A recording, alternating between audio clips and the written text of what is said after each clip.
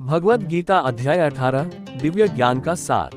भगवद गीता हिंदू धर्म में सबसे प्रतिष्ठित ग्रंथों में से एक है, जिसमें भगवान कृष्ण द्वारा कुरुक्षेत्र के युद्ध के मैदान में अर्जुन को दी गई शिक्षाएं शामिल हैं।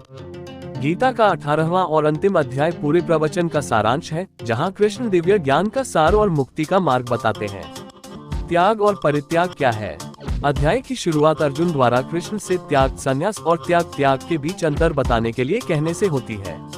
कृष्ण उत्तर देते हैं कि त्याग का अर्थ है इच्छा से प्रेरित सभी कार्यों का त्याग करना, जबकि त्याग का अर्थ है कर्मों के फल के प्रति आसक्ति का त्याग करना।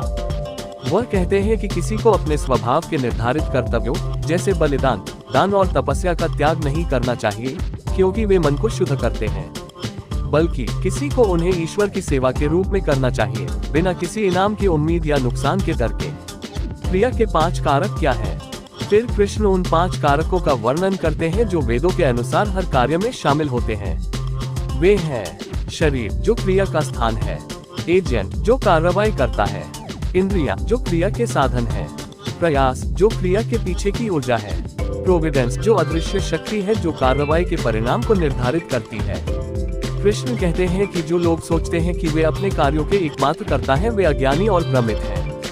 उन्हें इस बात का एहसास नहीं है कि वे केवल भगवान के हाथों के उपकरण हैं, जो हर चीज का अंतिम कारण है। दूसरी ओर बुद्धिमान इन 5 कारकों की भूमिका को पहचानते हैं और परिणामों से जुड़े बिना अपने कार्यों को भगवान को सौंप देते हैं। वे कर्म बंधन से मुक्त हो जाते हैं और शांति प्राप्त करते हैं। 3 गुण क्रिया से कैसे संबंधित हैं? फिर कृष्ण बताते हैं कि कैसे भौतिक प्रकृति गुण के 3 गुण सत्व, अच्छाई, रजस, जुनून और तमस अज्ञान क्रिया के विभिन्न पहलुओं जैसे ज्ञान, क्रिया, एजेंट, बुद्धि, संकल्प और को प्रभावित करते हैं।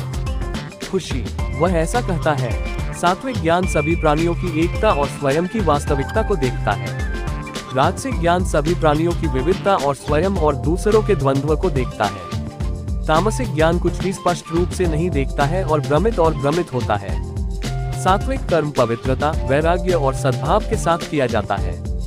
राजसिक कर्म स्वार्थ, मोह और बेचैनी से किया जाता है। तामसिक कर्म अज्ञानता, लापरवाही और हिंसा से किया जाता है। सात्विक एजेंट अहंकार, मोह और अभिमान से मुक्त होता है। राजसिक एजेंट अहंकार, मोह और महत्वाकांक्षा से भरा होता है। तामसिक कारक आलसी, सुस्त और असंवेदनशील होता है। सात्विक बुद्धि सही और गलत, वास्तविक और असत्य, स्वयं और गैर स्व के बीच भेदभाव करती है। राजसिक बुद्धि सही और गलत, वास्तविक और अवास्तविक, स्वयं और गैर स्वयं को भ्रमित करती है। तामसिक बुद्धि गलत को सही, अवास्तविक को वास्तविक और अनात्मा को स्वयं समझती है। सात्विक संकल्प स्थिर, केंद्रित और दृढ़ होता है। राजसिक संकल्प डावाडोल, विचलित और बेचैन करने वाला होता है। तामसिक संकल्प कमजोर, आलसी और अनिर्णय वाला होता है। सात्विक सुख शुद्ध, स्थायी और आनंददायक होता है। राजसिक सुख मिश्रित, अस्थायी और इंद्रियों पर निर्भर होता है। तामसिक सुख अशुद्ध, क्षणभंगुर और भ्रम से उत्पन्न होता है।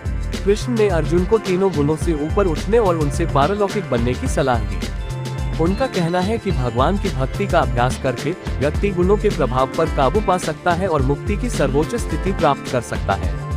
किसी के स्वभाव का कर्तव्य क्या है? फिर कृष्ण व्यक्ति के स्वभाव के कर्तव्य स्वधर्म के बारे में बात करते हैं, जो व्यक्ति के गुणों और क्षमताओं से निर्धारित होता है।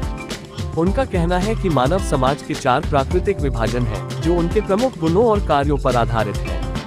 वे हैं ब्राह्मण, पुजारी और शिक्षक, जिनका मुख्य गुण सत्व है और जो सीखने, सिखाने और आध्यात्मिक मार्गदर्शन का कर्तव्य निभाते हैं। क्षत्रिय, योद्धा और शासक, जिनका मुख्य गुण रजस है और वे सुरक्षा, प्रशासन और न्याय के कर्तव्य निभाते हैं। वैश्य, व्यापारी और किसान, जिनके मुख्य गुण सत्व और रजस का मिश्रण है और व्यापार, कृषि और वाणिज्य के कर्तव्यों का पालन करते हैं। शूद्र, कर्मचारी और नौकर, जिनका मुख्य गुण तमस है और वे सेवा, श्रम और समर्थन के कर्तव्यों का पालन करते हैं। कृष्ण कहते हैं कि व्यक्ति को परिणाम की चिंता किए बिना समर्पण और भक्ति के साथ अपने स्वभाव के अनुसार कर्तव्य का पालन करना चाहिए। उनका कहना है कि ऐसा करने से व्यक्ति जीवन में पूर्णता और सफलता प्राप्त कर सकता है। वह आगे कहते हैं कि किसी को दूसरे के स्वभाव के कर्तव्य की नकल नहीं करनी चाहिए, भले ही वह श्रेष्ठ लगे, क्योंकि इससे भ्रम और विफलता होगी। भगवान के प्रति समर्पण कैसे करें? तब कृष्ण ने गीता के अंतिम रहस्य को उजागर किया, जो कि पूरी तरह और बिना शर्त भगवान के प्रति समर्पण है। उनका कहना है कि ऐसा करने से व्यक्ति परम शांति और खुशी प्राप्त कर सकता है, जो इंद्रियों और मन की पहुंच से परे है। वह कहते हैं कि व्यक्ति को ये करना चाहिए। हर समय भगवान का चिंतन करें और उनके नाम, रूप और गुणों का स्मरण करें। अपने सभी कार्यों को भगवान को समर्पित करें और उनकी इच्छा को अपनी इच्छा के रूप में स्वीकार करें। पूरे दिल, दिमाग और आत्मा से भगवान से प्यार करें और उनकी कृपा और मार्गदर्शन प्राप्त करें। अन्य सभी प्रकार के धर्मों का त्याग करें और केवल ईश्वर की शरण लें। कृष्ण ने अर्जुन को आश्वासन दिया कि समर्पण के इस मार्ग का अनुसरण करके वह सभी पापों से मुक्त हो जाएगा और भगवान के परम धाम को प्राप्त करेगा, जहां कोई दुख, भय या मृत्यु नहीं है। वह अर्जुन से उनके शब्दों पर विश्वास रखने और उसके अनुसार कार्य करने का आग्रह करते हैं। निष्कर्ष: भगवद गीता का 18वां अध्याय संपूर्ण ग्रंथ का संक्षिप्त और व्यापक सारांश है, जिसमें दिव्य ज्ञान का सार और मुक्ति का मार्ग शामिल है। ये हमें सिखाता है कि कर्मों के फल के प्रति आसक्ति का त्याग कैसे करें, कर्म में 5 कारकों और 3 गुणों की भूमिका को कैसे पहचानें, अपने स्वभाव के अनुसार कर्तव्य कैसे निभाएं और ईश्वर के प्रति पूर्ण समर्पण कैसे करें। इन शिक्षाओं का पालन करके हम भौतिक संसार के भ्रमों पर काबू पा सकते हैं और आनंद और स्वतंत्रता की सर्वोच्च स्थिति प्राप्त कर सकते हैं।